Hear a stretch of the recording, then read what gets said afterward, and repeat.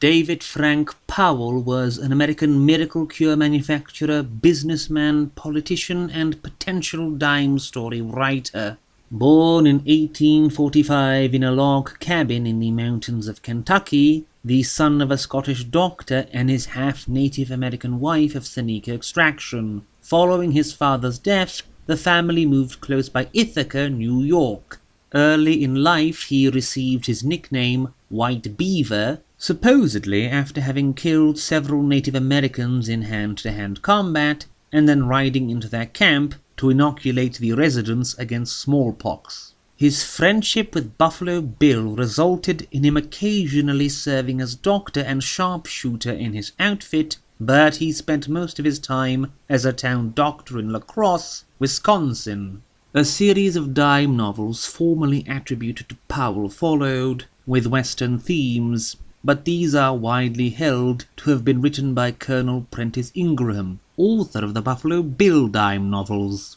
Powell was chiefly engaged in various schemes, be it trying to colonize a section of Mexican desert, making a coffee substitute for Mormons, getting elected mayor of La Crosse twice, and then producing a series of miracle cures, chiefly containing chloroform and morphine, which eventually resulted in a $300 fine for his company for being in breach of the Food and Drugs Act of 1906. Powell, however, was not there to witness the failure of his most lucrative scheme, as he died of heart failure in 1906 on a train close by El Paso. The Wolfmen, a tale of amazing adventure in the underworld, is, however, noted to have been possibly authored by Powell due to the Ingraham dime novels being non-fantastical stories of the Wild West, and quite different from today's subject. Published originally in 1905 in the Boy's World magazine, the story concerns a group of 5 adventurers setting off in a specially constructed submarine to try and reach the North Pole. The crew consists of a professor, a British baronet, and an American millionaire, among others, but there seems to be very little difference between these characters, apart from the American getting to use some more choice exclamations, and Professor Mervyn will occasionally sketch something into his notebook, but that's about it.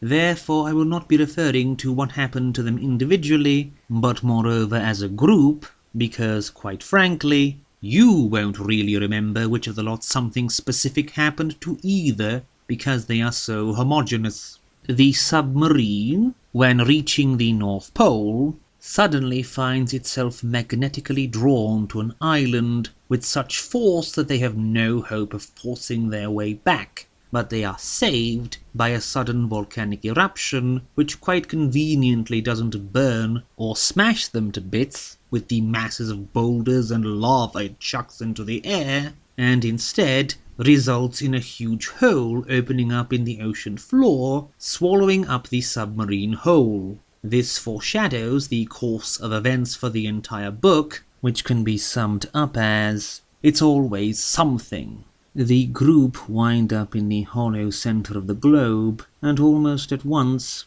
they are beset upon by a group of slimy, sea-dwelling creatures that they have to hack to bits, before they are suddenly attacked by a giant squid, which they have to treat in identical fashion. Then, while exploring a forest of giant glowing mushrooms, Professor Mervyn gets carried off on the back of a dinosaur, and the others are chased around by a pack of humanoid wolfmen. Meanwhile, Garth, the engineer in charge of the submarine, has to suddenly skip because the submarine's existence deeply offends an ichthyosaurus that lives in the underworld sea, who tries to smash it. The group continues to meet, only to be separated again by sudden means, be it a hole in the ground or a giant bat or more wolfmen, after one of them escapes being sacrificed to a giant spider at the command of the evil humanoid priest in control of the wolfmen named Nordhu, whose command over the simple-minded creatures is based entirely on his skills as a ventriloquist.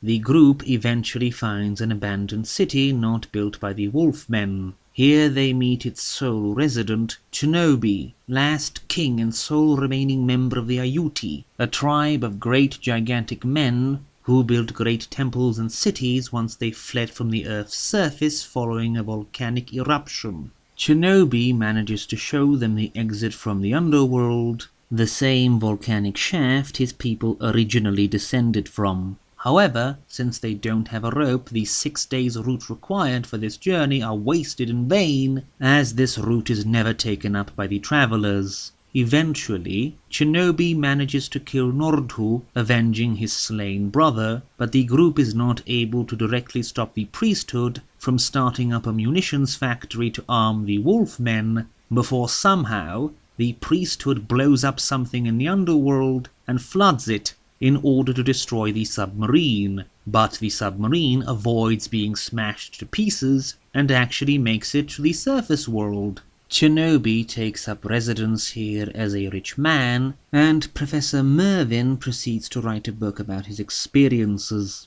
To sum up a few negatives, the Wolfmen are almost without character. The one unnamed member of the species betrays the group almost immediately, and then gets killed. The villainous priest Nordhu shows up a few times, and almost destroys the party via his hypnotic powers, but he gets killed in a rather anticlimactic fashion. The rest of the priesthood is an anonymous mass.